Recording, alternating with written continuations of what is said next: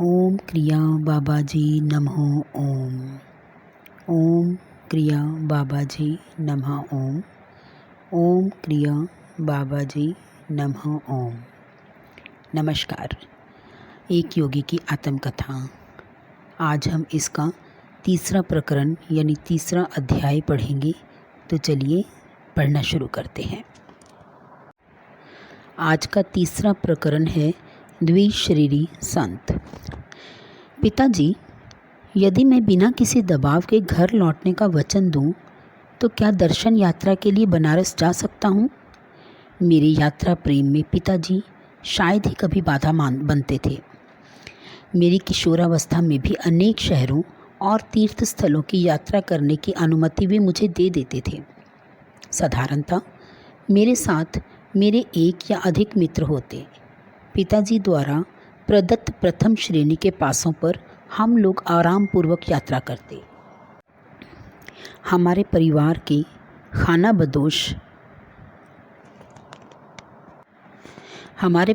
के खानाबदोश लोगों के लिए पिताजी का रेलवे अधिकारी का पद पूर्णतः संतोषप्रद था। पिताजी ने मेरे अनुरोध पर यथोचित विचार करने का वचन दिया।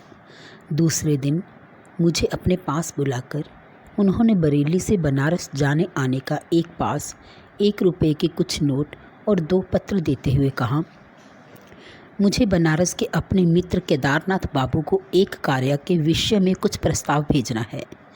दुर्भाग्यवश उनके पते का कागज़ मैंने कहीं खो दिया है, परंतु मुझे विश्वास है कि हम दोनों के मित्र स्वामी प्रणवानंद की सहायता से तुम यह पत्र उन तक पहुंचा सकोगे। स्वामी जी मेरे गुरु भाई हैं। उन्होंने अति उन्नत आध्यात्मिक अवस्था प्राप्त कर ली है। उनके संग से तुम्हें भी लाभ होगा। यह दूसरा पत्र उन्हें तुम्हारा परिचय देगा। साथ में यह कहते हुए पिताजी की आंखें चमक उठी। याद रखो, अब फिर कभी घर से नहीं भागना, समझे? अपनी 12 वर्ष की आयु के उत्साह के साथ मैं निकल पड़ा। यद्यपि समय ने नवीन दृश्यों और अपरिचित व्यक्तियों से मुझे मिलने वाले आनंद में डुबो दिया और कोई कभी आने नहीं दी।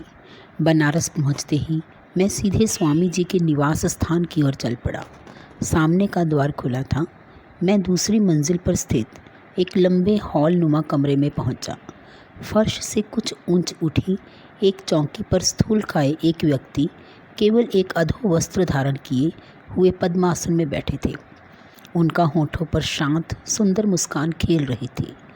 मेरे अवांछित प्रवेश के संकोच को दूर करने के लिए किसी चिरपरिचित मित्र की भांति उन्होंने मेरा स्वागत किया। बाबा आनंद, बाल सुलभ आवाज़ में उन्होंने इन शब्दों के साथ मेरा हार्दिक स्वागत किया। मैंने घुटने टेक कर उनका चरण स्पर्श किया। क्या आप ही स्वामी परमानंद जी हैं? उन्होंने स्वीकार्थ सिर हिलाया। तुम भगवती के बेटे हो? इससे पहले कि मुझे अपनी जेब से पिताजी का पत्र निकालने का अवसर भी मिल पाता, उनके शब्द निकल चुके थे। आश्चर्यचकित होकर मैंने पिताजी का उनके लिए दिया हुआ अपना परिचय पत्र निकालकर उनके हाथ में दे दिया, जो अब निरर्थक जान पड़ता था। तुम्हारे लिए केदारनाथ बाबू को मैं अवश्य ढूंढ निकालूंगा। संत ने पुनः एक बार अपनी अंतरिंद्रिय दृष्टि से मुझे विस्मित कर दिया। तत्पश्चात उन्होंने पत्र पर एक दृष्टि डाली और मेरे पिताजी के संबंध में कुछ स्नेह भरे उद्गार व्यक्त किए। देखो, मुझे 2 पेंशनें मिलती हैं। एक तुम्हारे पिताजी की सिफारिश से, जिनके अधीन मैं रेलवे कार्यालय में काम करता था। दूसरी मेरे परम पिता के अनुग्रह से, जिनके लिए मैंने अपने जीवन के सांसारिक कर्तव्यों को अंत प्रेरणा के अनुसार अपना सर्वोत्तम प्रयास करके पूर्ण कर दिया है। मुझे यह कथन अत्यंत गूढ़ लगा। परम पिता से आपको कैसी पेंशन मिलती है स्वामी जी? वे क्या धन आपकी गोद में डाल देते हैं? स्वामी जी हंस पड़े। पेंशन से मेरा अभिप्राय है अगाध शांति, अनेक वर्षों के गहन ध्यान का पुरस्कार। मुझे अब धन की कभी कोई इच्छा नहीं होती। मेरी अत्यल्प भौतिक आवश्यकताओं की पूर्ति हो जाती है। इस दूसरी पेंशन का तात्पर्य तुम बाद में समझ जाओगे। अचानक वार्तालाप बंद कर स्वामी जी गंभीर और निश्चल हो गए। किसी रहस्यमय भाव ने उन्हें आवर्त कर लिया।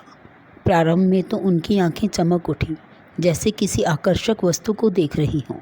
बाद में निष्प्रभ हो गईं। मैं उनके इस अचानक मौन से उद्विग्न हो गया। उन्होंने अभी तक मुझे यह नहीं बताया था कि मैं अपने पिताजी के मित्र से कैसे मिल सकूंगा।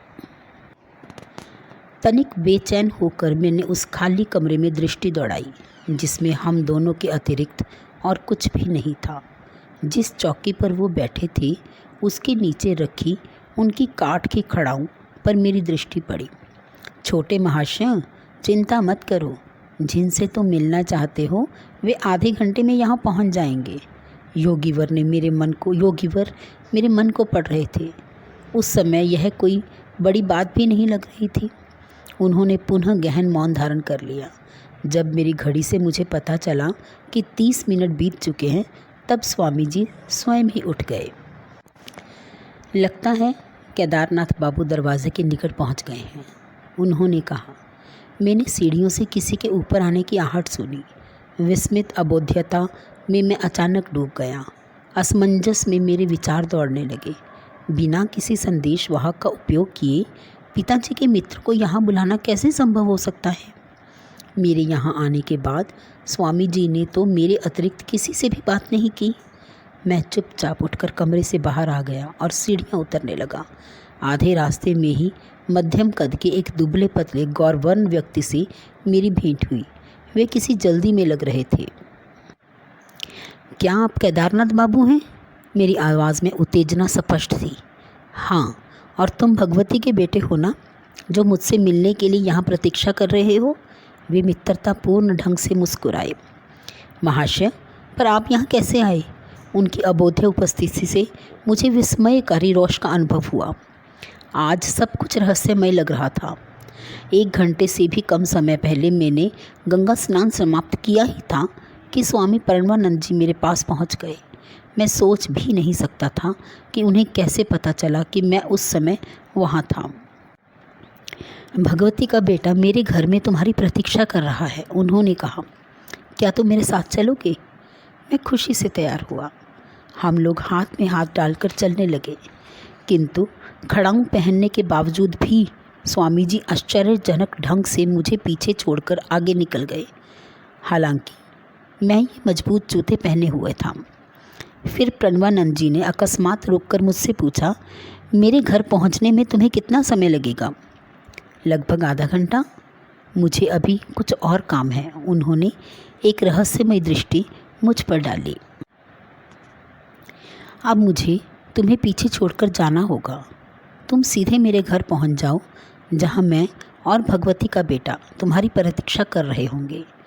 मैं उनसे कुछ कह सकूं, इससे पहले ही वे तेज़ी से मेरे पास से निकल गए और भीड़ में अदृश्य हो गए। मैं जितना तेज़ चल सकता था उतना तेज़ चलकर यहाँ पहुँचा हूँ। केदारनाथ बाबू के इस कथन से मैं और भी हतबद्ध हो गया। मैंने उनसे पूछा कि स्वामी जी को कब से जानते थे? पिछले वर्ष तो हमारी कुछ मुलाकातें हुई थी, पर हाल ही में कभी मिल नहीं हुई। आज पुनः स्नान घाट पर उनसे मिलकर मुझे बहुत खुशी हुई। मुझे अपने कानों पर विश्वास नहीं हो रहा है। मेरा दिमाग तो नहीं फिर रहा है। क्या आप उनसे मन दृष्टि में मिले थे या वास्तव में देखा था?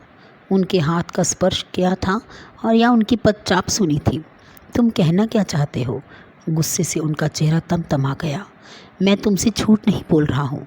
क्या तुम यह नहीं समझ पा रहे हो कि केवल स्वामी जी के द्वारा ही तो मुझे पता चल सकता था कि तुम यहाँ मेरी प्रतीक्षा कर रहे हो? पर यह देखिए, मैं 1 घंटा पहले यहाँ आया और तब से अब तक स्वामी प्रणवानंद जी एक क्षण के लिए भी मेरी दृष्टि से ओझल नहीं हुए। मैंने सारी कहानी उन्हें सुना दी और स्वामी जी और मेरे बीच का वार्तालाप भी उनके सामने दोहरा दिया।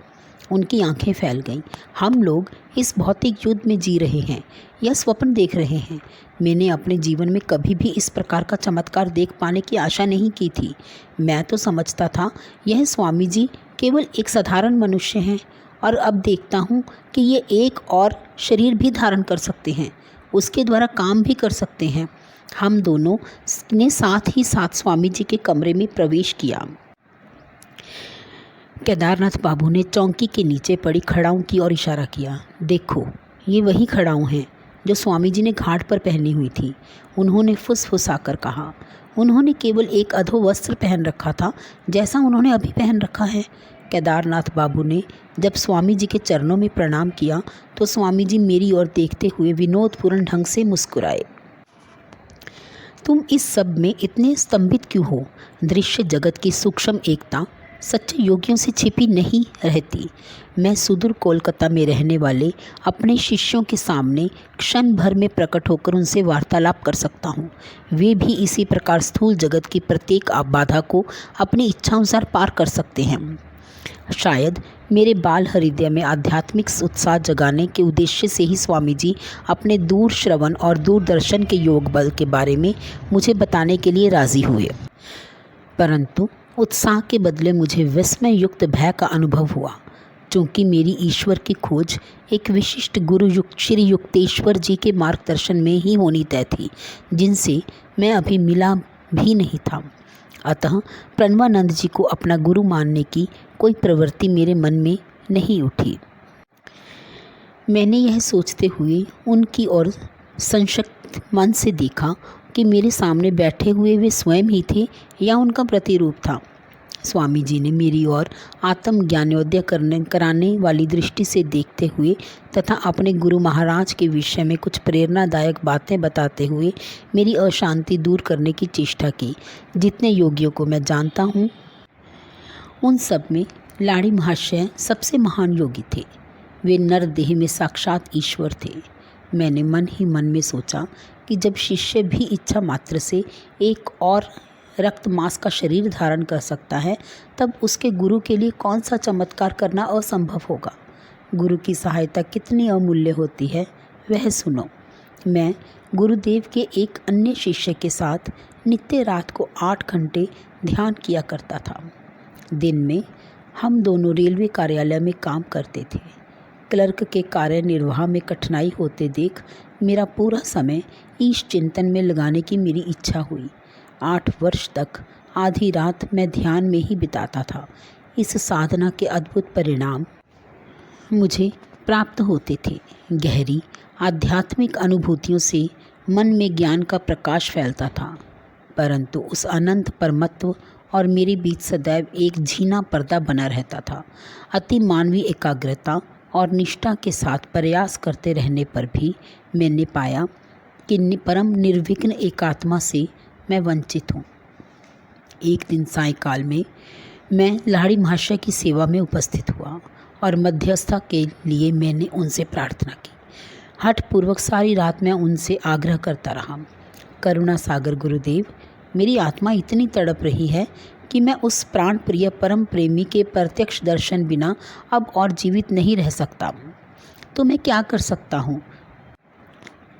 तुम्हें अधिक गहराई से ध्यान करना पड़ेगा। मैं आपसे प्रार्थना करता हूँ, हे प्रभु मेरे स्वामी, मैं आपको अपने समक्ष इस भौतिक शरीर में प्रकट देख रहा हूँ।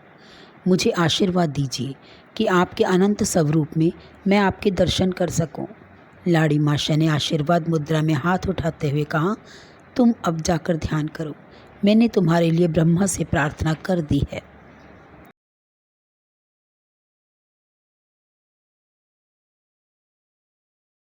अपरिमित आनंद से उल्लसित होकर मैं घर लौटा। उस रात ध्यान में मुझे अपने जीवन के ज्वलंत परम चरम लक्ष्य की प्राप्ति हो गई। अब मुझे निरंतर वह आध्यात्मिक पेंशन मिल रही है।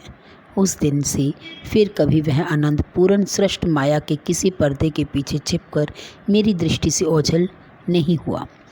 प्रणवानंद का मुखमंडल दिव्य तेज से चमक रहा था। एक अलौकिक शांति मेरे हृदय में प्रविष्ट हुई। सारा भय नष्ट हो गया। फिर स्वामी जी ने और एक गुप्त बात मुझे बताई।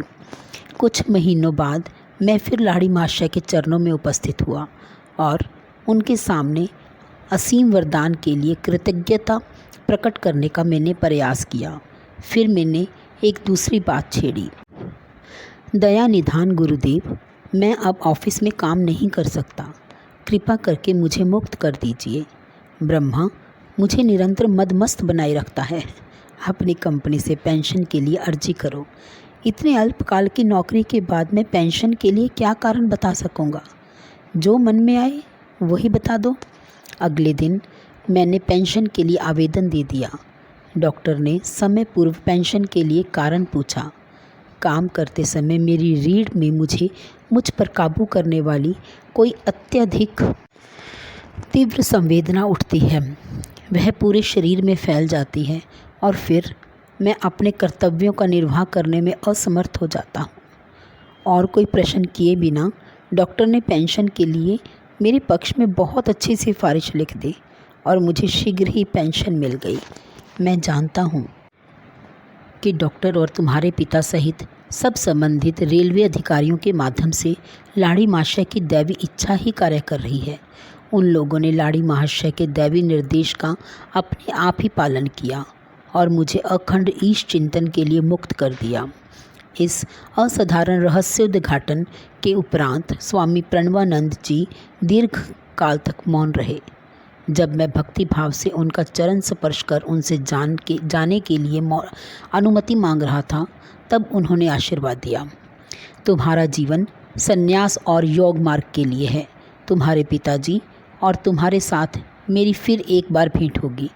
अनेक वर्षों के उपरांत ये दोनों ही भविष्यवाणी सत्य सिद्ध हुई। छाते जा रहे अंधकार में केदारनाथ बाबू मेरे साथ साथ चल रहे थे। मैंने उन्हें पिताजी का पत्र दिया, जो उन्होंने सड़क पर लगी रोशनी के प्रकाश में पढ़ा। तुम्हारे पिताजी ने इसमें अपनी रेलवे कंपनी के कोलकाता कार्यालय में मुझे एक पद ग्रहण करने का प्रस्ताव दिया है। स्वामी प्रणवानंद जी को मिलने वाली पेंशनों में से कम एक पेंशन का अधिकारी हो पाना कितना सुखद होता, परंतु यह असंभव है। मैं बनारस छोड़कर नहीं जा सकता। खेद है कि एक साथ 2 शरीर धारण करने का अभी मेरा समय नहीं आया है। इसके साथ ही आज का ये प्रकरण यहीं पर समाप्त होता है। धन्यवाद। ओम क्रिया बाबाजी नमो ओम। ओम क्रिया बाबाजी नमो ओम। ओम क्रिया बाबाजी नमो ओम।